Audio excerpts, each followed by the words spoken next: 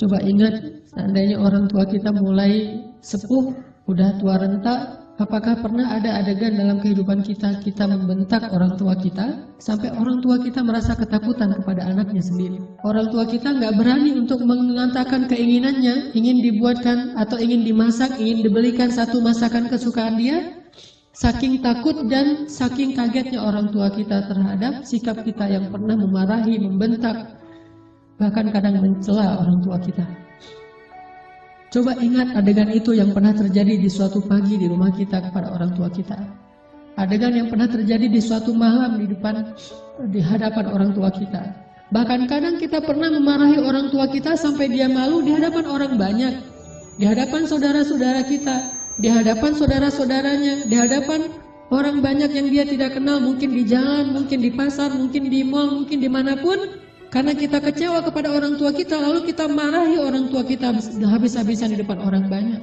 Sampai orang tua kita merasa sedih, kecewa, lalu merasa takut kepada anak yang dulu sering dia gendong. Anak yang dulu dikecup keningnya, tetapi ketika anak ini merasa sudah mampu, sudah punya segalanya dan orang tuanya dalam keadaan lemah, dengan sombong dia membentak orang tuanya. Dengan sombong dia memarahi orang tuanya, tanpa pernah peduli dan tidak pernah lagi ingat bagaimana dulu dia diperlakukan oleh ayah ibunya.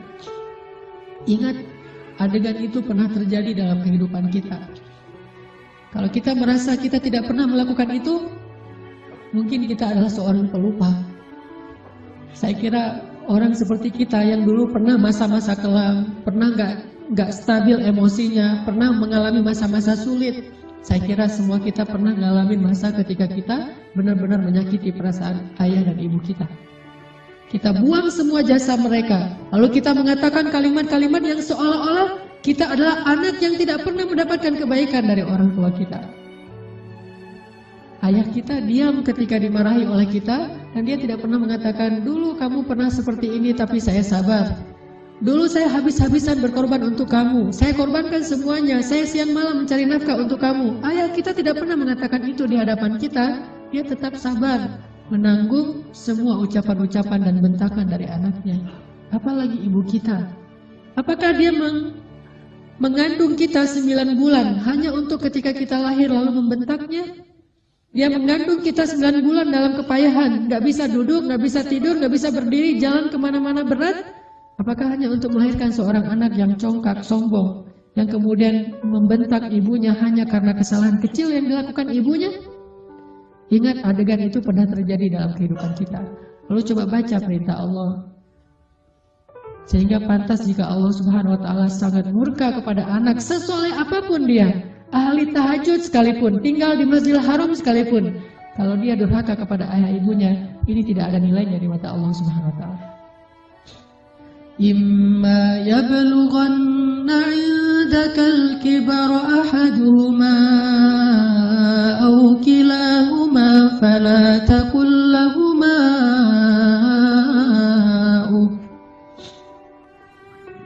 Seandainya salah satu dari mereka atau keduanya tumbuh atau hidup bersama kalian dalam tanggungan kalian, maka janganlah sekali-kali kalian mengatakan kepada keduanya kalimat-kalimat yang menyakiti. Uffin. Allah larang kita untuk mengatakan itu. Lebih baik kita tidak pernah sholat sunnah sekalipun, kalau kita masih bisa tetap menjaga lisan kita kepada orang tua, daripada kita menjadi ahli ibadah tetapi kita tidak mampu menjaga lisan kita dari menyakiti orang tua kita. فلا تقل لهما أف ولا تنهرهما فلا تقل لهما أف ولا تنهرهما وقل لهما قولا كريما. فلا تقل لهما أف. Kalimat uf ini adalah kalimat ketika seorang anak tidak mau mendengar ucapan nasihat dari orang tuanya, dia berpaling, maka itu adalah kalimat uf. Dia tidak mengabaikan apa yang diucapkan oleh orang tuanya adalah kalimat uf. Orang tuanya belum selesai berbicara, dia sudah pergi, itu adalah kalimat uf. Orang tuanya memberikan usulan tetapi bagi dia itu sesuatu yang tidak penting, maka itu kalimat uf. Semua kalimat mengabaikan yang menyakiti perasaan orang tua kita adalah kalimat uff. Sedangkan wala tanharhuma adalah kalimat seorang anak yang merasa lebih benar daripada orang tuanya. Kalimat sombong, kalimat yang seorang anak merasa lebih tahu daripada orang tuanya. Atau bisa jadi orang tuanya melakukan satu kesalahan kecil, lalu anaknya melarang orang tuanya melakukan kesalahan itu. Ibu, jangan malu-maluin saya di depan umum. Ayah nggak usah seperti itu. Melarang orang tuanya melakukan sesuatu yang menurut dia tidak pantas, itu termasuk wala tanharhuma. Jangan larang dia. Biarkan dia melakukan apa yang dia kehendaki selama itu bukan dosa besar. Bahkan apalagi urusan-urusan sepele di rumah tangga kita. Mungkin dia melakukan sesuatu yang nggak berkenan bagi kita. Katakanlah misalnya dia memakai baju yang menurut kita tidak selalu pantas. Katakanlah dia beradab dengan adab yang tidak terlalu kita senangi. Jangan larang dia, tetapi ajaklah dia bicara yang baik-baik. Jangan pernah melarang dia melakukan sesuatu yang membuat dia merasa disalahkan, yang membuat dia merasa sensitif, karena semua itu masuk wala tanharhuma. Terus apa yang harus kita lakukan? Wa qul lahuma qawlan karima. Katakan kepada keduanya ucapan yang karim, ucapan yang mulia. Bagaimana ucapan yang mulia? Disertai dengan senyum dari anaknya, dengan suara yang lemah lembut, dengan tetap menjaga perasaan orang tuanya. Itulah qaulan karimah. Tapi kalau kita mengucapkan kalimat yang paling benar sekalipun, bahkan tentang perintah Allah sekalipun, kita bilang kepada orang tua kita, atau kita larang orang tua kita dari berbuat satu kesalahan. Misalnya ibu kita membicarakan tentang orang lain, dia menggibah, karena dia tidak paham bahwa itu dosa, dia menggibah. Dia tidak pernah ngaji seperti kita, karena gak punya waktu sebanyak kita. Dia sibuk mengurus kita. Suatu saat dia menggibah tentang saudaranya, tentang keluarga, tentang orang lain. Maka jangan larang dia dengan cara yang membuat dia merasa sakit hati, membuat dia merasa tersinggung. Walaupun dia salah dan kita yang benar. Kita mengatakan kalimat yang baik, yaitu kalimat yang ibu jangan menggibah orang lain, ibu itu dosa besar dan seterusnya, yang membuat dia sedih. Itu termasuk wala tanharhuma. Terus apa yang harus kita katakan? Katakan qaulan karima. Pilih kalimat yang paling baik yang bahkan belum pernah kita ucapkan semasa hidup kita. Bahkan kepada pacar kita, istri kita, suami kita, orang yang paling kita cintai pun kita belum pernah katakan kalimat sebaik itu. Katakan itu kepada orang tua. Mereka lebih berhak dapat kalimat yang terbaik dari anaknya. Siapa suami kita? Sehingga kita memilih kata-kata yang paling santun untuknya, tapi kita tidak menyedekahkan kata-kata itu untuk orang tua kita. Siapa istri kita? Pengorbanan apa yang sudah diberikan istri kita? Dia hanya datang dalam kehidupan kita karena melihat situasi kita, melihat diri kita, melihat kepribadian kita, hasil dari perjuangan orang tua kita. Harta kita yang sudah mapan, pekerjaan kita yang sudah jelas, kemudian penampilan kita yang menarik. Semua ini hasil pengorbanan orang tua kita, lalu istri kita mengambil manfaat darinya. Siapa dia untuk kita lebih dahulukan daripada ayah ibu kita? Apalagi orang yang bukan siapa-siapa dalam kehidupan kita, tidak ada hubungan apapun selain pertemanan, yang kemudian kita menyebutnya sebagai kekasih kita. Apakah dia lebih berhak mendapatkan qaulan karimah daripada ayah ibu kita? Makanya Allah mengatakan, wa qul lahuma qaulan karimah. Selalu tersenyum ketika berbicara kepada orang tua kita, bahkan dalam kondisi ketika kita tidak nyaman perasaannya, dalam kondisi kecewa sekalipun, dalam kondisi tersinggung sekalipun, kita berhak untuk tersinggung, tetapi kita tidak berhak untuk mengekspresikannya di hadapan orang tua kita. Wajar manusia tersinggung, wajar manusia kecewa, tetapi kita tidak berhak sama sekali mengekspresikan kekecewaan itu di hadapan orang tua kita. Kenapa? Allah katakan, wa qul lahuma qaulan karimah wa la tanharhuma. Jangan tunjukkan rasa tidak senang kalian kepada mereka. Apalagi kalau orang tua kita sudah mulai pikun. Banyak kesalahan yang dia akan lakukan. Dia datang kepada kita punya budaya di keluarga bersama istri kita dan anak-anak kita. Dia datang dan melakukan hal-hal yang tidak sesuai dengan budaya di rumah kita. Kalau ayah kita seorang laki-laki yang perokok misalnya, maka dia merokok di sembarang tempat, lalu dia tidak pakai asbak, dia buang puntung rokoknya, atau mungkin debu dari rokok itu di mana-mana. Karena kita merasa bahwa rumah kita tidak punya budaya seperti ini, kita marah kepada orang tua kita. Tetap jangan marahi dia, wala tanharhuma. Jangan cela dia, jangan marahi dia, kata Allah SWT. Walaupun dia melakukan kesalahan sekalipun. Ibu kita juga demikian, mungkin dia sering tersinggung dengan menantunya, yaitu pasangan kita. Dengan suami kita, dengan istri kita, tetap walaupun ibu kita yang salah, jangan kita menghardik dia, wala tanharhuma. Tetapi kita minta istri kita, suami kita untuk lebih bersabar kepada mertuanya. Walaupun yang salah adalah mertua, itu yang Allah maksud wala tanharhuma. Jangan pernah, jangan abaikan apa yang dia ucapkan. Jangan cela dia walaupun dia berbuat kesalahan, tetapi wa qul lahuma qaulan karima, ucapan yang paling baik yang sekali kita ucapkan membuat hati orang tua kita merasa bahagia dan senang. Orang tua kita memang kadang butuh nafkah dari anaknya, tetapi itu bukan yang terpenting bagi mereka. Memang kadang mereka telepon kita di akhir bulan meminta dikirimin uang, tetapi itu bukan yang inti dalam kehidupan mereka. Yang paling mereka rindukan dari anaknya adalah ketika anak itu bisa datang, mencium tangan orang tuanya, tersenyum kepada orang tuanya, diam ketika orang tuanya bicara, sangat santun terhadap orang tuanya, melebihi santunnya dia kepada seorang yang paling dia hormati di antara manusia, kepada seorang ustadz yang dia kagumi, kepada seorang atasan yang dia hormati, kepada seseorang yang dia segani karena kebijaksanaannya, karena kearifannya, maka orang tua jauh lebih penting dari mereka semuanya.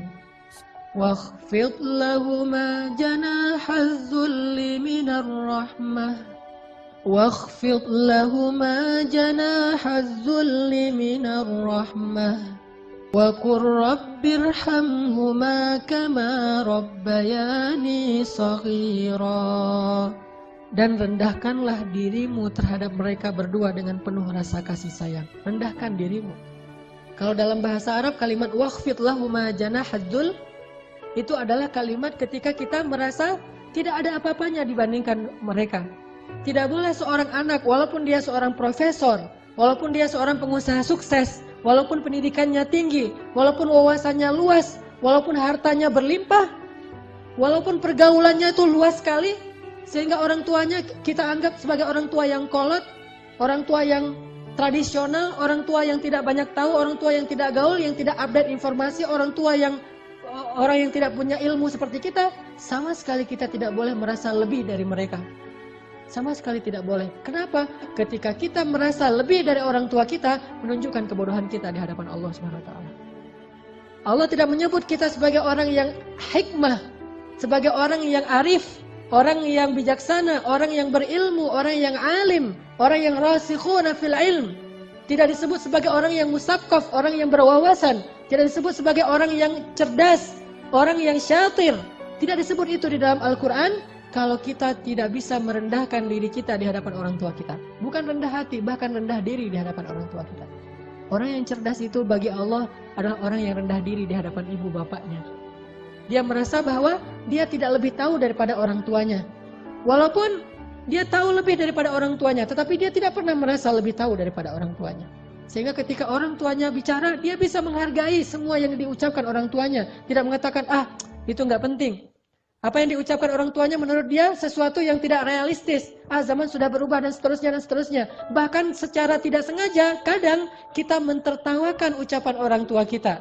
Kita mentertawakan kekolotan orang tua kita yang kadang-kadang tidak dia sengaja dia tunjukkan di hadapan kita dan anak-anak kita. Bahkan kadang kita mengajak pasangan kita mengajak anak-anak kita untuk semuanya mentertawakan nenek mereka, mertua mereka, ayah atau ibu kita di hadapan orang banyak.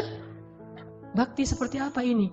Seorang anak kepada ayahnya dan kepada ibunya. Ketika kita sama-sama bersama keluarga kita, anak kita yang udah pintar megang gadget, istri kita yang di tangannya selalu ada HP, sementara kita juga sibuk dengan pekerjaan kita. Apa yang ada di tangan ibu kita? Foto anaknya, foto kita ketika kita masih kecil. Dia rindu masa-masa ketika dia bisa memeluk anaknya yang sudah lama tidak memeluknya.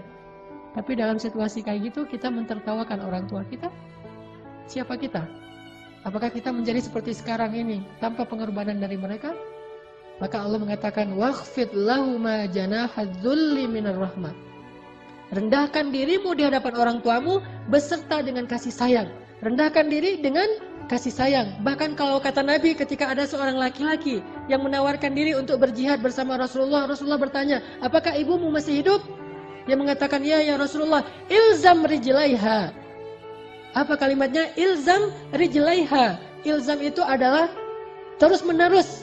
Rijlai artinya dua kaki. Ha adalah perempuan. Maka terus meneruslah kamu seolah-olah berbakti kepada ibumu dengan kalimat terus meneruslah kamu mencium kaki orang tuamu atau ibumu. Disuruh cium kaki ibu kita oleh Rasulullah, ilzam rijlaiha, karena sesungguhnya di bawah kaki ibu kita, saking rendahnya surga di mata Allah dibandingkan seorang ibu, ternyata surga itu di bawah telapak kaki ibu. Ilzam rijlaiha kata Rasul, bukan berjihad. Bagi kamu, khusus bagi sahabat ini tidak berlaku bagi yang lain, tetapi ini pelajaran tetap sunnah Nabi. Bukan jihad yang terpenting bagi dia, karena dia belum baik kepada ibunya. Bukan berdakwah kepada banyak manusia yang terpenting bagi dia amalannya. Bukan tahajud, bukan ibadah, bukan ke masjid setiap 5 waktu dalam sehari. Tetapi amalan yang paling penting bagi laki-laki ini adalah ilzam rijlai ummika. Maka ilzamlah, tunduklah kamu, dan selalulah kamu berada di kaki ibumu. Selalulah kamu berada di kaki ibumu. Gak pantas bahkan seorang anak dengan kesombongan dia duduk di atas, ibunya di bawah. Atau setidaknya dia berduduk sama rata dengan ibunya. Anak yang paling cerdas, yang paling arif, yang paling dicintai Allah itu justru dia selalu duduk di bawah kaki ibunya. Dia manja kepada ibunya, dia memijit-mijit kaki ibunya yang mungkin dulu di masa yang masih kecil lelah. Bukan lelah sekarang, apa sih ibu mah kerjaan dari pagi tidur aja. Mungkin sekarang dia tidak lelah karena dia sudah tidak banyak pekerjaan, tetapi dia pernah sangat-sangat lelah ketika membesarkan kita. Maka kalau dulu kita tidak pernah memijit kakinya, sekarang kita balas. Kita mijit-mijit kaki ibu kita. Kita tanya ibu-ibu mau dipijit di bagian mana, di pundak atau di kaki atau di lengan. Pasti dia akan mengatakan tidak usah. Kalaupun dia meminta, maka kita berbahagia karena ibu kita menunjukkan apa yang harus kita lakukan. Sampai seorang salafus salih, ketika ibunya meninggal, dia menangis. Orang bertanya, ya Syekh, kenapa Anda menangis? Bukankah ibu Anda ini meninggal dalam keadaan baik, dia orang yang solehah dan seterusnya, dan semuanya juga akan kembali kepada Allah, kenapa Anda menangis? Apa kata salafus salih ini? Saya menangis karena saya tahu bahwa mulai hari ini, pintu surga itu telah tertutup untuk saya. Sejak ibu saya meninggal, berarti pintu surga itu telah tertutup untuk saya. Maka berbahagialah teman-teman sekalian yang masih punya ayah dan ibu. Apalagi ketika ayah dan ibu itu sudah semakin dalam tanda kutip merepotkan kita. Maka justru saat itulah Allah Subhanahu wa ta'ala memberikan kita pintu surga yang sangat lapang untuk kita masuki. Bersabarlah. Bersabarlah dalam menghadapi berbagai macam perangai mereka. Walaupun mereka menyakiti perasaan kita, jangan tunjukkan itu di hadapan mereka. Waqfid janahak. Tundukkan diri kita. Kalau perlu cium kaki orang tua kita. Terus terakhir Allah katakan, wa qur rabbir hamhuma kama rabbayani shaghira.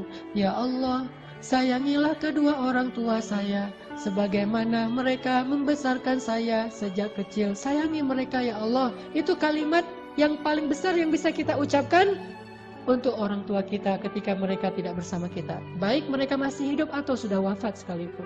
Katakan itu selalu di dalam doa kita. Baik ketika sujud atau di luar sujud, di luar sholat. Wa qur rabbirhamhuma kama rabbayani shaghira. Datangi orang tua kita. Kalau tidak ada orang tua, mertua kita, karena itu juga orang tua kita, minta maaf kepada mereka, minta ampun kepada mereka. Mudah-mudahan keridhaan mereka akan menurunkan keridhaan Allah dan rahmat kepada kita.